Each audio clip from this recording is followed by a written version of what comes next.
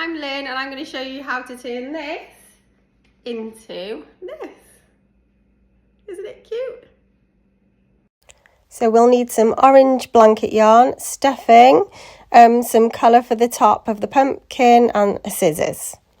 So let's get started.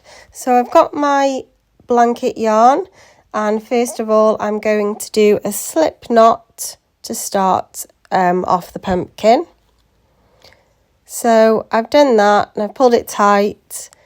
I want to make sure my loop is not too big, so I have about 2 fingers I can put in there, and that's about the right size for the loop. So now I want to make 10 of these loops to start off the pumpkin.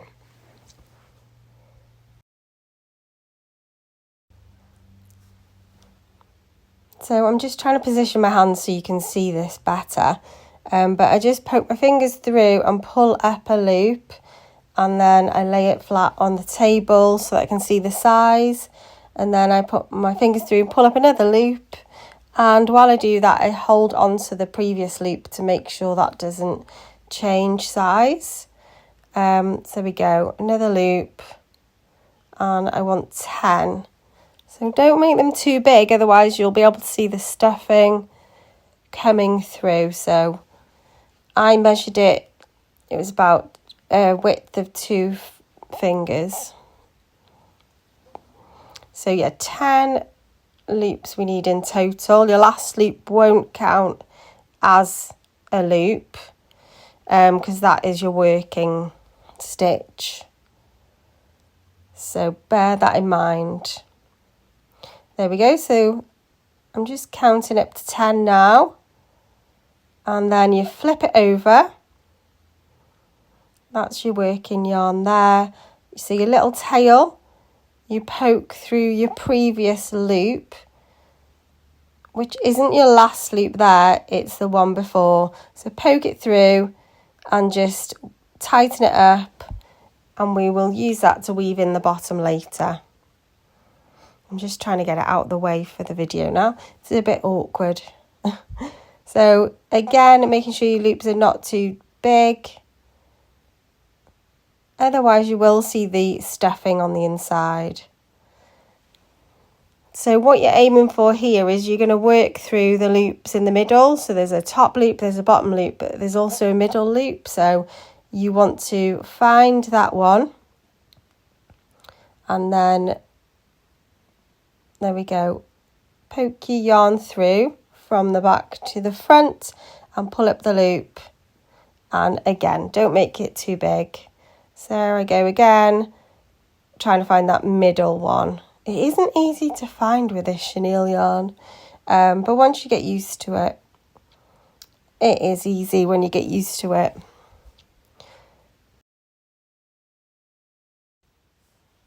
So I'm going to continue round and I will meet you at the end of this round. See you there. Okay, so I've finished the end of that round. So you'll see the very first stitch had a little lump in the front. So all we need to do with there is take the stitch out and then put it back in from back to front. So if you rewind there, you'll be able to see. So basically it was a purl stitch instead of a knit stitch, but that's the only time we'll have to do that. Okay, so now I've just grabbed my yarn and I'm going to work again into all of the loops and just pull up a loop. So there we go. So pull up the loop, bring it up, pull up the loop again, pull it out, making sure they're not too big. Keep them all consistent size, otherwise you'll have a wonky pumpkin. But this is all just good fun, so I wouldn't worry too much about how many rows or how many you chain. You can make it any size you want. So if you keep going round in a circle and make sure you don't miss any loops and pull up the yarn, making them a really similar size, and just have fun with it. So you can make a smaller pumpkin, obviously, if you chained less than 10, That would make a smaller pumpkin. If you wanted a much bigger pumpkin, then you could obviously chain more. But we'll keep going round in a circle, and in a minute I will fold it in half, and then we'll work 5 stitches on one side and then 5 on the other. So there we go. I've tuck that in there, fold it in half, and then this way it keeps the stitches closer together, because the way we were doing it, there would have been quite a few gaps in between, and we don't want gaps in between because then you'll see the stuffing. So I'm going to continue round now, and I did approximately 10 rows. Just keep going until you've got the height that you're happy with. You can do as many rows as you like. Mine was about 10. I just kept going, and I think that used half of that big ball of wool that I showed you to start with. So I was able to make 2 big pumpkins. Okay, so I'm going to carry on filming, and I will meet you when I've done the 10 rows. So I will see you there. Okay, here we are. We've nearly finished the 10 rows. I'm just finishing the last couple of stitches. As I said, I wasn't super accurate about where I started, where I ended. I just carried on until I was happy with the height of the pumpkin, and it was about 10 rows. So I'm just finishing off these stitches. There we go. So you can see I'm keeping them nice and consistent size-wise. And then in a minute I'll show you how to count how many rows you've got, because it's pretty much impossible with chenille yarn. But I will show you in a second how we do it. So there we go, flattening those down. Then I start from the bottom, and I kind of put my finger in, and I just see. So 1, 2, 3, 4, 5, 6, 7, 8, 9, 10.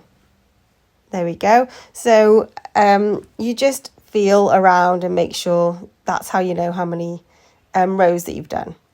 Okay, so now we're going to weave in the bottom of the pumpkin. So we're looking for the back. Remember I said before there was a front loop and a back loop. We're looking for the back loop ideally, but you can go in the front loop. It really doesn't matter. But you take your tail and you weave it in from the front to the middle. So from the outside to the inside, and then you pull it tight.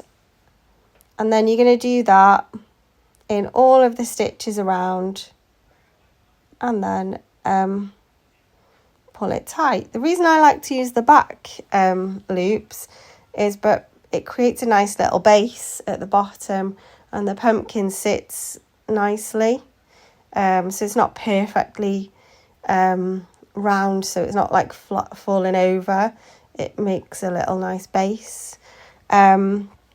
So that's why I like using that, but you really can use the front loops.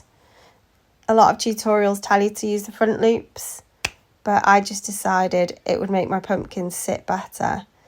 I think I couldn't find the back loop on one of them. I think it's this one. So I just used the front loop. It really doesn't matter.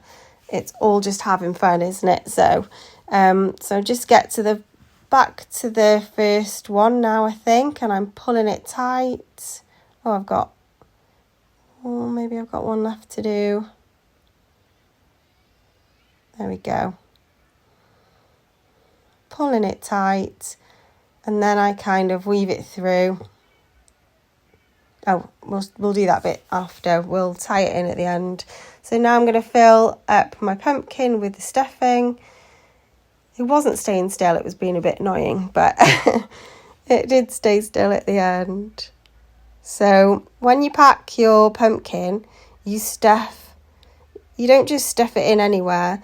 You stuff it in the middle to begin with, then you go to say like the top, and you stuff the top at the bottom.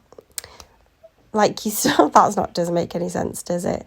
So you'll go to the right hand side and you'll put your stuffing in, then the left hand side, then the top side you put your stuffing in, and then the bottom. So you don't just stuff it all in the middle, you try and fill out all around the circle, because you can, I don't know why it doesn't distribute evenly, it's very annoying. So yeah, you just keep stuffing until you're happy, and it's at this point you'd be able to see the stuffing through your loops if you'd made them too loose. Don't overfill it because you don't need to. And then there we go. So now we're just going to grab the scissors and we're going to cut the tail. So you want about that amount, so I guess that's about 10 inches. It's difficult to say, which is more than enough. But whatever we don't use, we stuff in the middle anyway, so it's fine.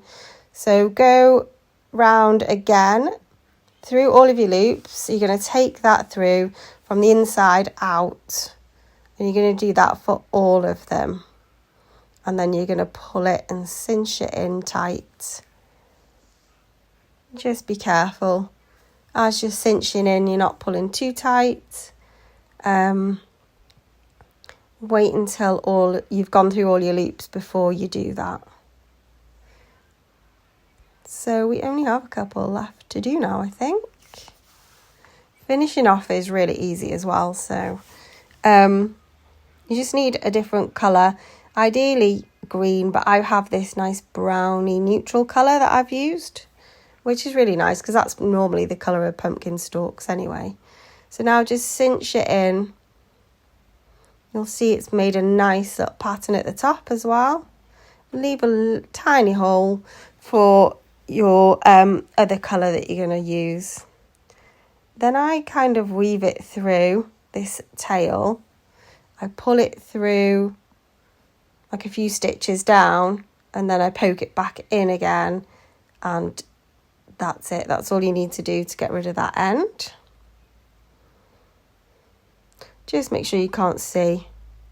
There you go. Perfect. Yeah, lots of plumping up there. And then we're going to do the same with the tail, but just loop it round somewhere before you poke it through the middle. And that's all. That won't come undone. So I've gone through another loop there and I just stuff it in the middle. For some reason it didn't want to go through, but we got there in the end. Perfect. So I'm loving this so far. So now I've got the other colour, and you can use like cinnamon sticks. What else have I seen? Like branches, that kind of thing as well.